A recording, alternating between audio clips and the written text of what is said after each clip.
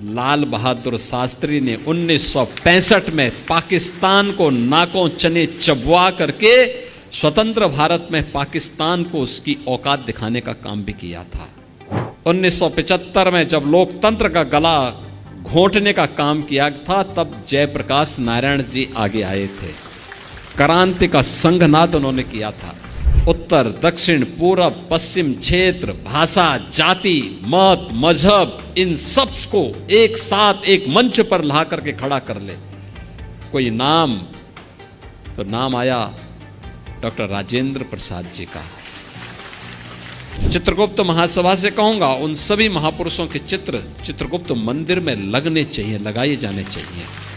उनके इतिहास के बारे में वर्तमान पीढ़ी को बताया जाना चाहिए। तुम मुझे खून दो, मैं तुम्हें आज़ादी दूंगा का उद्घोष करने वाले नेताजी सुभाष चंद्र बोस पैदा हुए। दुनिया के सामने इस बात की उद्घोषणा भी करता है कि मुझे गर्व है कि मैं हिंदू हूं। और स्वामी विवेकानंद, याद करिए, गुलामी के कालखंड के दौरान जब ये देश भारत और भारतीयता की विस्मृति के दौर से गुजर रहा था, गुलामी की कालखंड से गुजर रहा था, तब शिकागो की धर्म सभा में इसी परंपरा में पैदा हुआ एक सन्यासी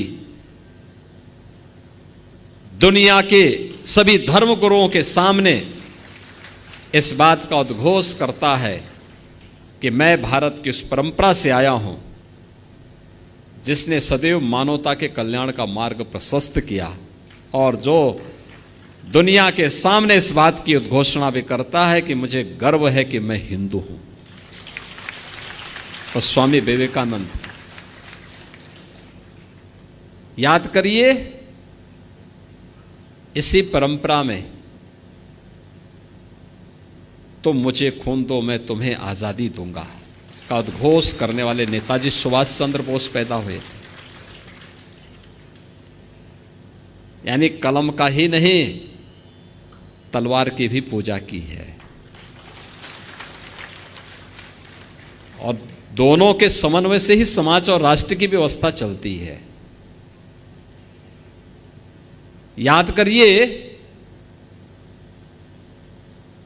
स्वतंत्र भारत में भारत का संविधान कैसे बनना चाहिए, उत्तर, दक्षिण, पूरब, पश्चिम क्षेत्र, भाषा, जाति, मत, मजहब, इन सब को एक साथ एक मंच पर ला करके खड़ा कर ले। कोई नाम, तो नाम आया डॉक्टर राजेंद्र प्रसाद जी का।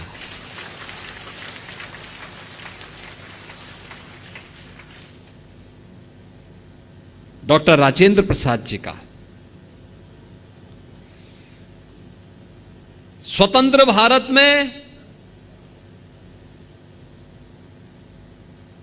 बार बार दुश्मनों के द्वारा किए जा रहे हमलों का जवाब देने के लिए कैसा प्रधानमंत्री चाहिए, तो लाल बहादुर शास्त्री ने 1965 में पाकिस्तान को नाकों चने चबवा करके स्वतंत्र भारत में पाकिस्तान को उसकी औकात दिखाने का काम भी किया था।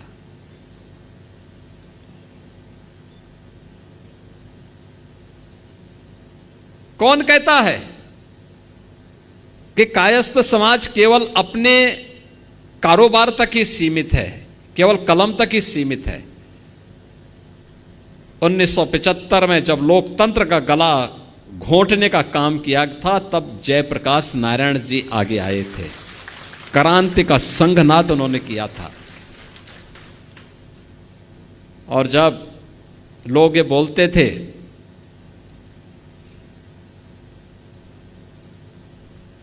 कि अयोध्या में राम मंदिर कभी नहीं बन पाएगा, तो महर्षि महेश योगी जी ने हॉलैंड में राम के नाम पर सिक्का चालू कर दिया था।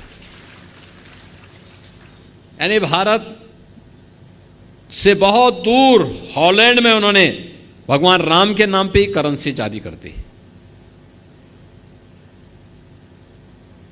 यानी एक ऐसी परंपरा अगर आप हिंदी साहित्य में जाएंगे, उपन्यास की एक विशिष्ट शैली जो भारत की उस समय की ग्रामीण पृष्ठभूमि को प्रस्तुत करता है। मुंशी प्रेमचंद इसी गोरखपुर की धरती पर उन्होंने अपना उपन्यास यहां रचने का काम किया था।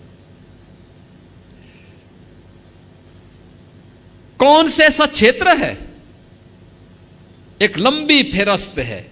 मैं जब अंदर इंटर कर रहा था तो मैं देख रहा था उन सभी महापुरुषों के चित्र लगे हुए थे, और मैं तो चित्रगुप्त महासभा से कहूंगा उन सभी महापुरुषों के चित्र चित्रगुप्त मंदिर में लगने चाहिए, लगाए जाने चाहिए। उनके इतिहास के बारे में वर्तमान पीढ़ी को बताया जाना चाहिए।